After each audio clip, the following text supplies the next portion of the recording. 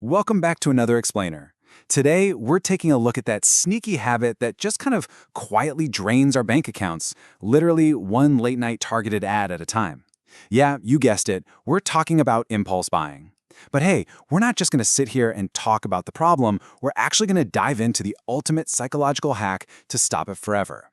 It's called the 30-day rule, and by the end of this explainer, you're going to have a foolproof, super simple system to completely take back control of your spending. Let's get into it. Okay, let's dive into this. Picture this. You're scrolling on your phone late at night, or maybe you're just walking past a store window, and boom, you suddenly see it. That smart mug, that cool new jacket, or, I don't know, an avocado slicer that you absolutely didn't even know existed 5 minutes ago. But suddenly, you desperately need it. Look, we have all been there. The urge is so strong, and honestly, it feels totally justified in the moment. But let me ask you a quick question. Want to save 5,000 rupees right now? Well, simply recognizing that this familiar urge is actually just a psychological trap is your very first step to keeping that cash firmly in your wallet.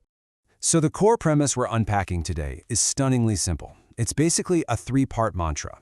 Wait 30 days, lose the urge, save your money. Now, to be clear, this is not about depriving yourself or, living some miserable penny-pinching lifestyle. Not at all. It's really just about inserting a mandatory pause into your decision-making. By forcing a 30-day waiting period, you completely disarm that deceptive shopping urge and, almost like magic, you instantly protect your cash. All right, let's move to the 30-day rule explained and see how this builds. Okay, so here is your exact step-by-step playbook for handling those sudden urges to buy non-essentials. Step 1, you feel the urge. You see the shoes, the gadget, the random stuff online. Just acknowledge the feeling. It's fine.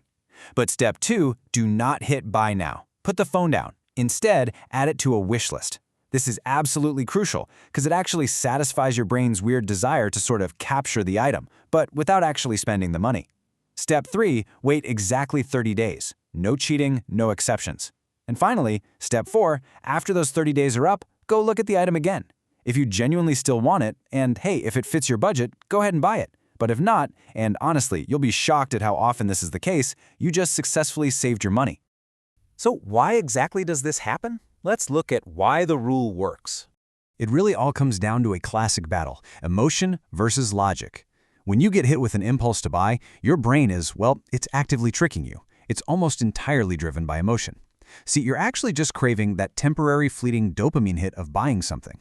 The thrill of the checkout page, the anticipation of unboxing. You don't actually care about the item itself.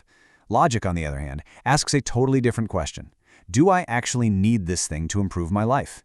The 30-day rule is essentially a firewall. It blocks that emotional impulse, giving your logical brain the time it needs to catch up and evaluate if you actually need the thing. Now, what's really interesting about this slide is that massive 80% segment right there. The data shows that for 80% of purchases, that initial, overwhelming urge to buy, it completely fades away within just 24 to 48 hours. I mean, think about that for a second. 4 out of 5 things you impulsively feel you literally must have today, you won't even care about by the day after tomorrow. By waiting 30 days, you are guaranteeing that you easily outlast this 48-hour danger zone. All right, let's pivot and look at the math behind savings. I really want you to just sit with this number for a moment. 48,000 rupees. That is the jaw-dropping amount of money you could easily save in a single year simply by adopting this one little behavioral pause. We're not talking about getting a second job or making massive lifestyle sacrifices here. This is literally just the silent compounding power of not buying things you don't actually want. And this brilliantly illustrates exactly how we get to that number. Look, the average person makes roughly 3 to 5 impulse purchases every single month.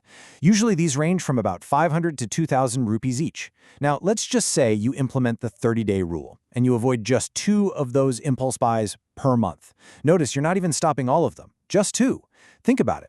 At the higher end of that average, saving 2,000 rupee purchases nets you 4,000 rupees a month in pure savings. Multiply that by 12 months and bam, there is your 48,000 rupees a year. Skipping just a fraction of your monthly emotional spending compounds into massive annual wealth. It's a real game changer. So how do we actually do this? Let's jump into putting it into practice. Here are the pro tips to build out your system. First up, formally create your 30-day wish list. You can keep this incredibly simple. Just use the default Notes app on your phone. Whenever you're out and you see something you want, just type it in there. And add today's date. For online shopping, liberally use Amazon's Save for Later feature instead of tossing things straight into your shopping cart. But listen, here is the absolute most important part of the whole shebang. Set a calendar reminder to review this entire list once a month. When you look back at all those random items you desperately wanted 30 days ago, you are going to be genuinely shocked at how much you didn't actually need. And frankly, you'll probably be pretty relieved you didn't buy that neon sign for your kitchen. So you now have the exact framework to separate that fleeting feeling of buying from the logical necessity of owning. You hold the power right now to instantly stop impulse spending and keep thousands of rupees in your own pocket every single year. So I'll leave you with this challenge. What will you put on your 30-day wish list today? And more importantly, what are you going to do with the massive amount of cash you're about to save? Thanks so much for joining me on this explainer, and I will see you next time.